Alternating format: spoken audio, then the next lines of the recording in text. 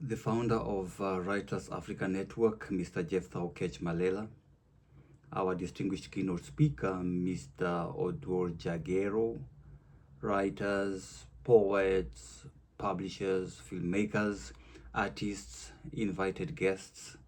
Ladies and gentlemen, warm greetings to you all from Poland. I deeply regret that I cannot be physically present with you at the Kenya National Library on this very important afternoon. Nevertheless, the storyteller understands that presence is not always measured by physical proximity. A voice can cross oceans, an idea can travel without a passport, and a story once honestly told can enter into rooms its author may never physically visit. It is therefore a great honor and pleasure to join you, even from a distance, for the official launch of Writers Africa Network. Today, we are not merely launching a publishing and media company, we are launching a possibility. We are opening another door through which African voices may walk into the world, not as echoes of other people's interpretations, but as confident authors of their own experiences.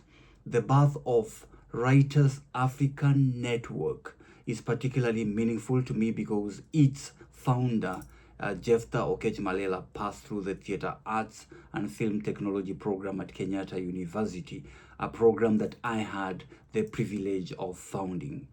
A teacher's greatest satisfaction is not found in the notes he dictated, the examinations he marked, or the titles he accumulated. It is found in witnessing a former student transform learning into vision and vision into an institution that can serve others. Universities may award degrees, but their deeper purpose is to release possibilities into society. And today, Jephthah and his colleagues remind us that education fulfills itself only when the learner becomes a creator, a mentor, an employer, and a builder of platforms for others. Congratulations, Jephthah. Congratulations to the entire Writers Africa Network team. The philosophy behind the name One is both simple and multi-layered. We are Africa, we are one. In Luo, one means us. It speaks of community. It echoes the African philosophy of Ubuntu. I am because we are. And that philosophy is urgently needed in our literary and creative landscape. Writing is often imagined as a lonely occupation, and certainly every writer must occasionally sit alone before a stubborn blank page. But no story is born in complete isolation. Behind every writer is a language, a family, a landscape, a memory, a community, and generations of voices. Even when one person holds the pen, many people stand invisibly behind the hand. Therefore, one, us, is not simply an attractive name. It is a statement about the communal origins of creativity. It reminds us that although talent may reside in an individual, culture resides in a people. For far too long, Africa has often entered the global imagination through stories selected, stories framed and interpreted by others. Too frequently, we have appeared as subjects of other people's narratives rather than authors of our own. Chinua Achebe devoted much of his literary life to ensuring that Africa could speak for itself after generations of being spoken about by others. That task remains unfinished. We must continue moving from being merely the objects of narration to becoming the conscious authors of our own meanings. The danger is not merely that outsiders may tell inaccurate stories about us. The greatest danger is that we may eventually begin to recognize ourselves only through the description of strangers. A people who surrender the authorship of their story gradually surrender the interpretation of their existence. This does not mean that only Africans can speak about Africa. No, that's not what I'm saying. Stories have always traveled, and cultures have always encountered and interpreted one another, but exchange must never become erasure. Conversation must not become appropriation, and global visibility must not require the disappearance of the local voice. The task before African writers is therefore greater than simply correcting negative representations. We must resist the temptation to reduce African storytelling to a permanent argument with the West.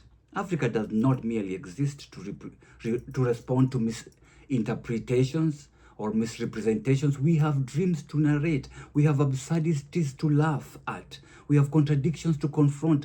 We have romances to imagine. We have futures to design and ordinary human lives to celebrate. Our stories must be free to reveal the fullness of African existence, its beauty and its wounds, its wisdom and its follies and its memory and its modernity. We must tell stories of villages and megacities, of ancestors and artificial intelligence, of oral traditions and digital platforms, of those who remained on the continent and those who crossed oceans but carried Africa within them. The African diaspora is not situated outside the African story. It is one of the many places where that story continues to breathe, negotiate, and reinvent itself. Yet, owning our narrative requires more than passion. It requires excellence. A powerful idea, badly edited, may not reach its intended reader. A compelling manuscript, poorly designed, may be dismissed before it is opened. An important film without the right production and distribution support may remain unseen. That is why the work Writers Africa Network has undertaken is important. By accompanying writers and creators from the first idea to the finished book, podcast, film, public event, or multimedia production, one is addressing one of the persistent gaps in our creative ecosystem. Talent is abundant in Africa.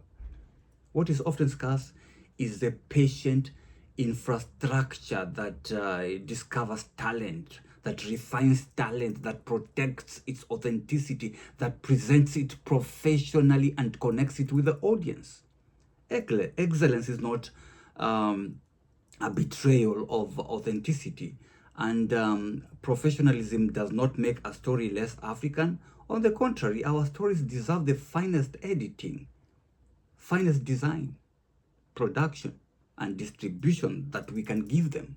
We should never confuse being authentically African with accepting mediocrity.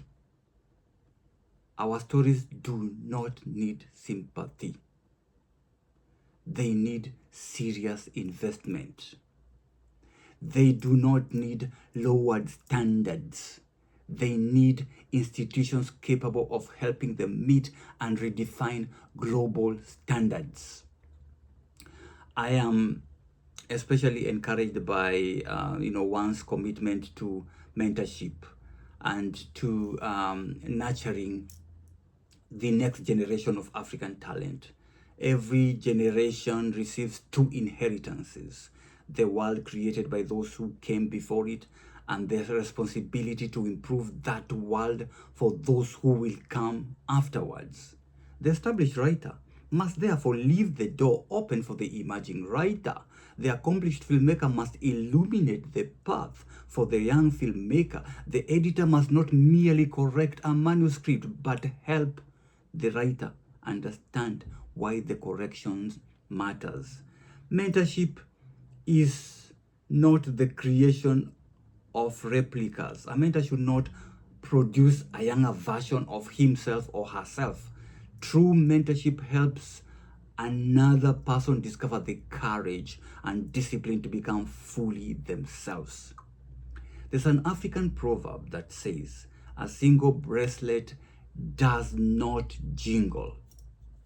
However gifted one writer may be, a literary culture cannot be sustained by solitary brilliance. Writers need editors. Editors need publishers. Publishers need readers. Young creators need mentors, and established creators need a generation willing to carry the work forward. That is the meaning of a network. It transforms isolated talent into a living creative community. To the young writers and creators gathered there today, your voice matters, but voice alone is not enough. Read widely, listen deeply, study your craft, revise without mercy, but do not lose tenderness towards your original vision. Welcome criticism, but do not surrender your identity to every critic. Understand that inspiration may begin a book, but discipline completes it. Do not wait until you feel perfectly prepared. No meaningful journey begins with complete certainty. Sometimes the path appears only because someone has taken the first step. And to the Writers African Network, I offer this friendly challenge. Remain faithful to the philosophy contained in your name. Let one always mean more than a commercial brand. Let it mean that the unknown writer will be treated with dignity. Let it mean that a young poet from a remote community will not be ignored because he or she lacks influential connections. Let it mean that African languages will find room alongside English, French, Portuguese, Arabic, etc. Let it mean that success will be measured not by and the number of books printed, but also by the number of voices awakened. Build an institution that is commercially sustainable, that is artistically courageous, ethically grounded, and unmistakably African. Remember that a network is not strong because one person stands at its center. It is strong because many people are meaningfully connected. Today, as Writers African Network enters the public arena, may it become a home for ideas that might otherwise have remained unwritten, a bridge between raw talent and professional excellence, and a meeting place for Africa and its diaspora. May it help us, preserve memory without becoming imprisoned by the past. May it help us engage the world without becoming invisible within it. May it remind us that telling our own story is not an act of hostility towards others. It is an act of responsibility towards ourselves.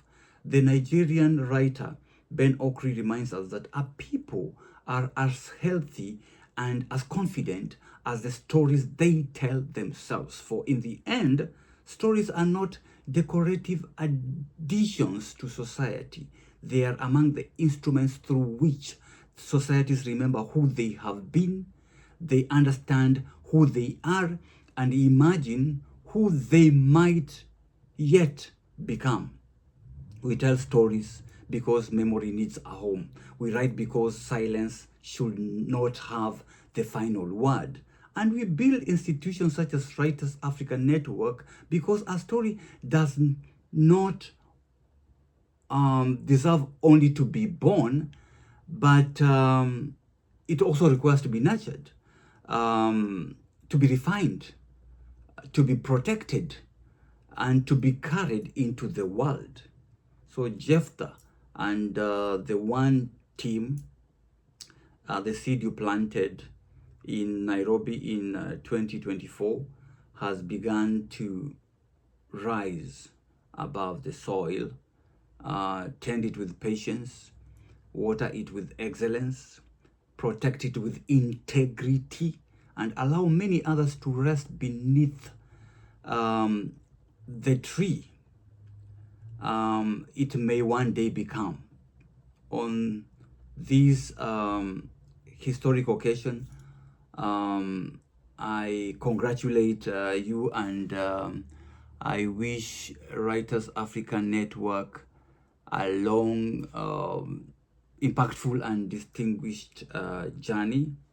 We are Africa, we are storytellers, we are many voices, but we are connected by one vision. We are one. Thank you, and God bless you.